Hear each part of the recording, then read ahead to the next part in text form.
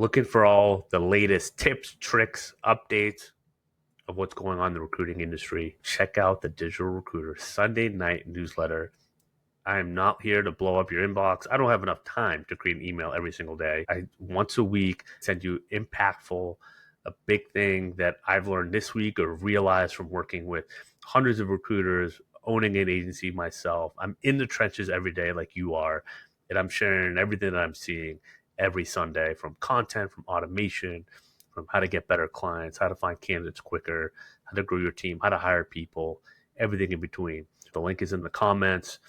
Sign up today, or you can go to my LinkedIn profile, Clark Wilcox. It's the first link on my featured section. You can sign up there. It's all free. So you get all the tips, everything that you need, free in your inbox every Sunday night. Sign up today.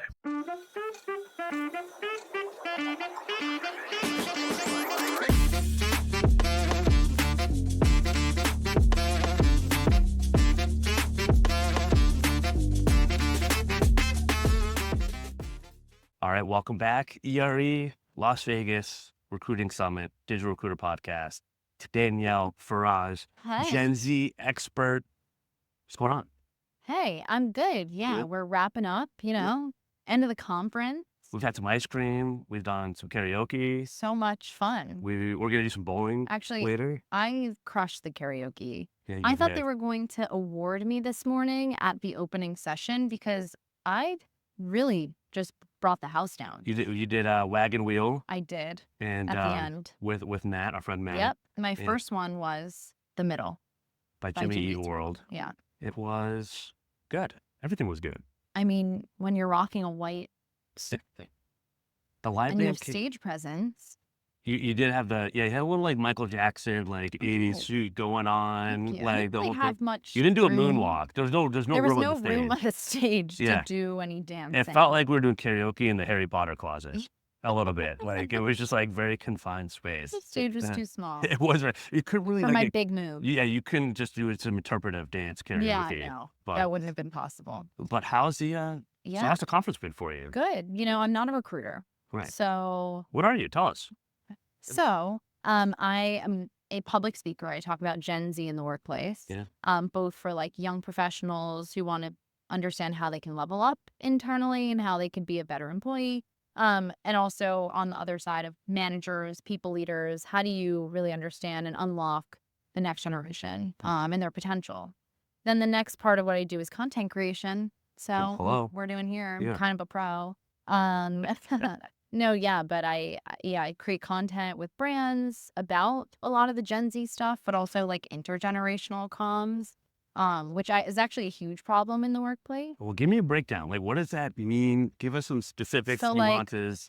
For example, we have 5 generations in the workplace. Wow.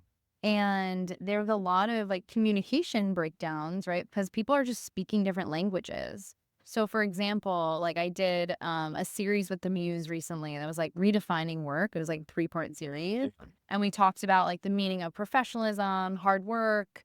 I'm talking a lot lately about loyalty and like what that means.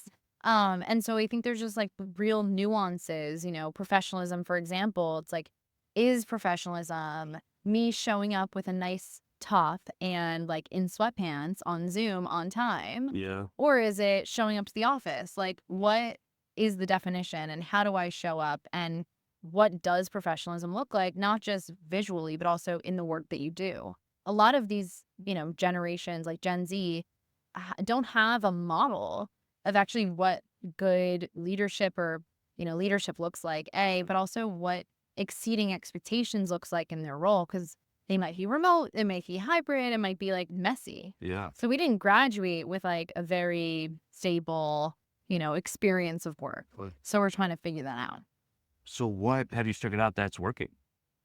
What's working for the Yeah. next generation? Yeah. I would say like from a retention standpoint, I'll start there.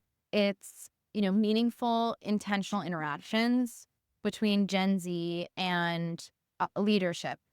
It goes a long way for like a CEO of a company to be, to just sit down and have lunch with someone who's the most junior at the company. It means a lot. It means they're invested in like your growth. And I think it goes a lot longer of a way than people think. And then an example of something that works with attraction is like, in my opinion, bringing outsiders in to your organization or your industry and having them be sort of like an authentic um observer of like, what are they seeing, what are they feeling, what are they hearing. And I did this a few weeks ago. I went to an industrial intelligence conference, and I'm not in the industrial industry. Yeah. However, I sit down and like the first thing I see, is like these aerial performers and like this sick violinist on stage, and they're like putting on a freaking show. For manufacturing. Yeah, people. just enter me. Yeah. And for really, it was for you. I was Yeah. front row. No, but yeah, for like manufacturing, because it's really like such a foundational industry to our society, Yeah. but it's so unsexy. Yeah. And so I think it's really smart for that company to be like, we want to be more in the public eye. We want people to be aware of us, but we also want like the next generation who brings so much innovation, creativity, curiosity to the work that we do. Because like we need that in order to stay, relevant and competitive. So what issues like were they trying to draw in that talent? Like what were some of the communication gaps? I mean, you just simply look at like the statistics and the different studies that happen around what do kids want to be, right? And it used to be a lot different than it is now. It used to be a lot of astronaut or a teacher or, whatever people used to want to be.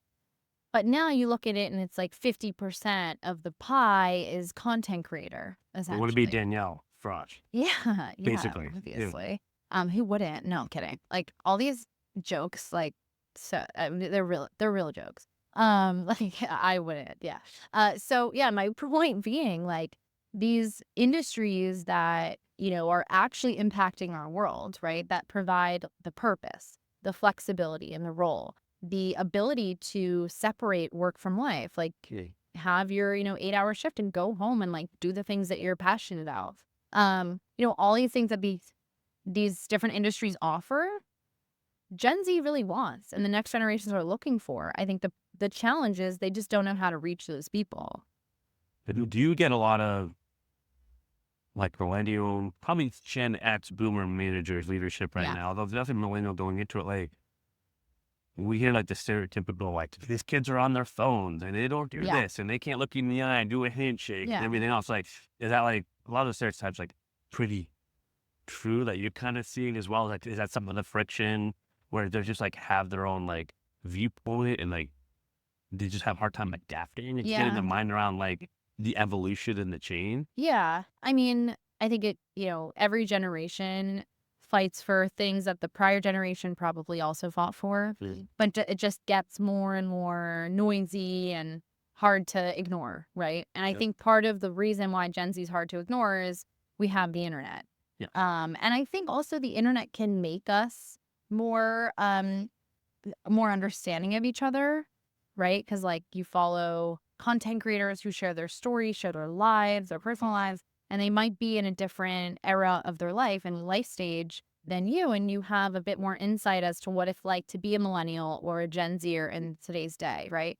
And that's some of like what my content is, really. It's like I show people my life, I show people what I'm doing, and they take that and I guess extract insights as far as like, oh, like maybe, I misunderstood what my coworker said or something like that. So, but I do feel like millennials understand us more, but they don't necessarily know how to like hit the hammer as hard as like boomers would, right? Like boomers will just kind of, and I'm not trying to make generalizations, but it's just like what I see is like boomers are much less, again, like you said, they just don't know as much about the younger generations. They're more removed, which like totally makes sense.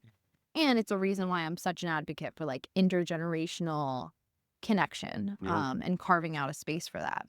So a lot of the leaders, I work with like a lot of recruiting agency owners as what like mostly who I work with.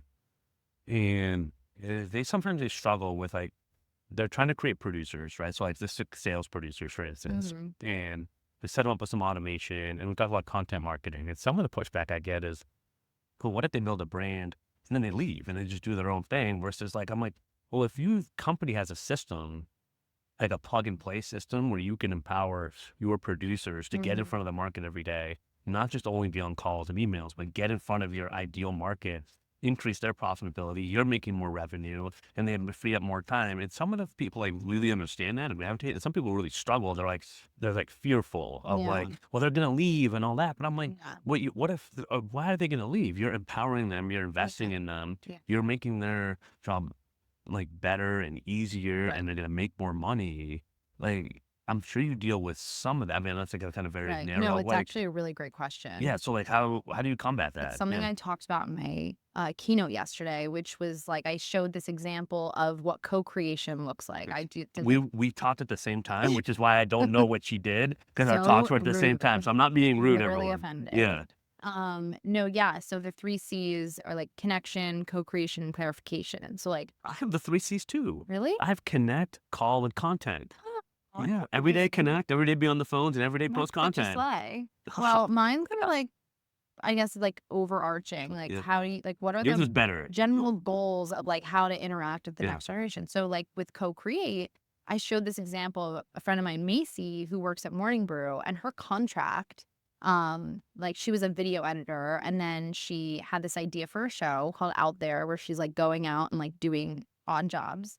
And like the first video is like her on a hot dog cart, like working there. All right, I'm in. Yeah. So, and so I got on the phone with her and she was like, yeah, like I negotiated a contract, but like it's more so that they were willing to invest in me. And so the contract itself is like she gets double her existing salary and she hosts a show and she gets 20% of the commission of like any brand deals and merch.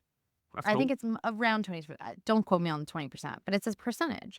And, you know, I think that that's such like a beautiful example of how, you know, that co-creation can actually happen. And also how the company is showing that it's invested in our growth. And like you were saying, the fear, right, is like, the fear is, well, she's going to leave.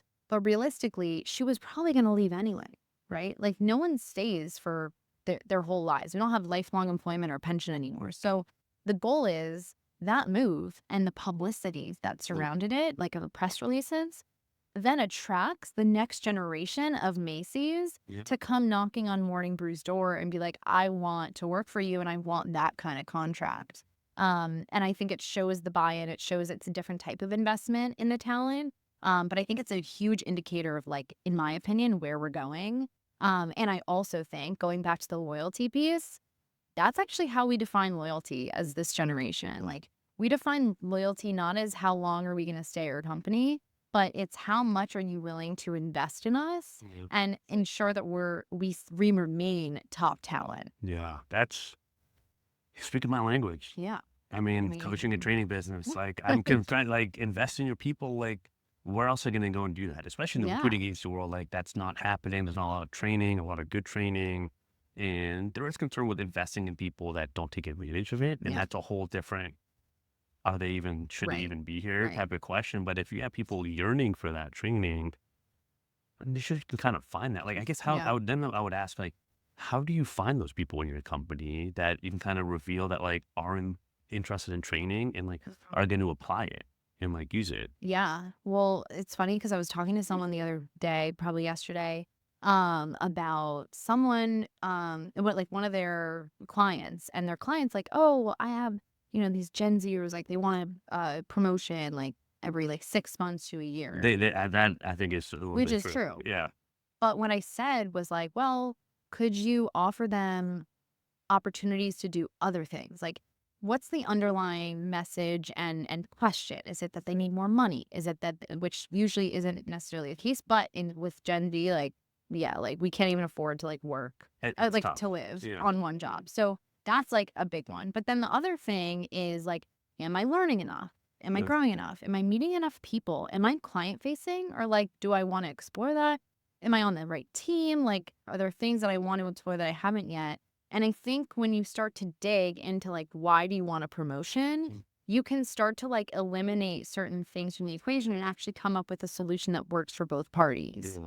So that's like kind of how I think about that question. No, it's smart. It's like to get ahead of the Development. game, because I think what's happening is, correct me if I'm wrong, but like you can research anything now. Like Yeah, and what we pay need and all that, because and of do it. that, what Yeah. we need is guidance. We need like Yeah. the leaders that are going to be like, well, based on your goals, based on what we were interested in, this is what I would do. The Yeah. problem is that a lot of millennial and even Gen X managers don't know what the future looks like. And Right. so they feel that they can't provide us with that kind of guidance. So how do you embrace the chaos and embrace the uncertainty? Oof, you do it together. Yeah. Friendship, guys. I'm telling you. It's the foundation. It's like the bringing people together of different generations where it's just vulnerable, authentic. It's mutually beneficial, and it's focused on the 3 L's. What can I learn? What can I leave? And what can I leverage? I like that. Yeah. Okay. It's what I want to bring to more organizations. I think more companies are like, yeah, they're optimizing their time with AI and they're focused on, how can we invest? But like, where's the human element? Are you what are you doing with the time you're saving with AI? Like, you could be bringing people together to like talk to each other because we're so polarized and we're not talking to each other enough. No. Do you push for like a lot more in-person events and conferences? For sure, yeah. I mean, I'm a solopreneur, so like I work alone, which can be honestly like really hard and isolating. Yeah. And I try my best to like go to an event a week or go get coffee with someone, or co-work with someone, to just kind of take the pressure off of being alone all the time. Yeah. It's Yeah. it can be isolating. It can. So, just like Yeah. same thing. Like in my my office, my Yeah. base, my house in Ohio. I'm like, I got to get out and meet people. That's why I'm Right. here. Right. Exactly. Sometimes you got to go and say it. So, Yes. what is like a takeaway, like the simplest way to kind of get started? If I'm a leader, I'm an owner, and trying to develop talent and grow, and kind of like it's almost like running a baseball team, my farm system, and really be able to kind of have people grow through the ranks. What to do? Where to start? Really just asking people like what their goals are. Yeah.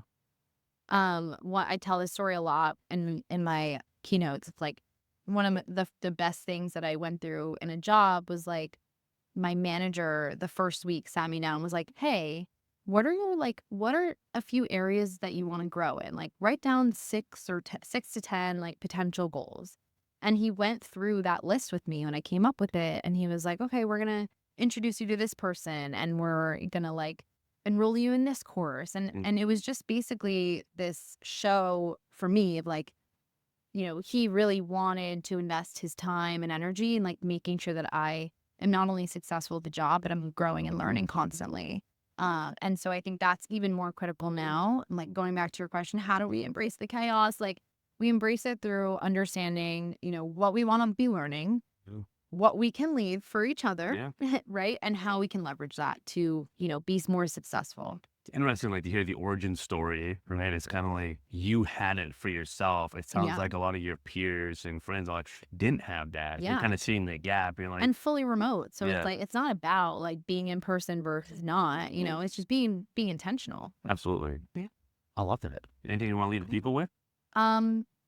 Be kind to each other, as my beautiful Bunkle Paz would say. He's not here right now. Oh, the pause. I know. I can't believe we know you're here. Pause. And then, if there's a mic and there's karaoke, get up and sing. Yeah. Be the life of the party. Don't be afraid. Be the party. Be the light. Be the light. And the party. That's a good one. Well, we're going to be lit up at physically lit up at Cosmic Bowling. Oh, I'm not with so booze. excited. Yeah. I'm going to go change into jeans and get the white t-shirts with the light and the light show and everything. I got the white t-shirt going. I'm like, I'm ready. Go on. Well, Danielle, thank you thanks so for much. being here. Appreciate coming on. So fun. That was a great time. Yeah. Yeah. And I'll see you at bowling. Thanks for tuning in. Again, if you got value out of this episode, which I know you did, like, subscribe, 5 stars, connect with Danielle on LinkedIn. And that's all we got. Happy hunting. Fine.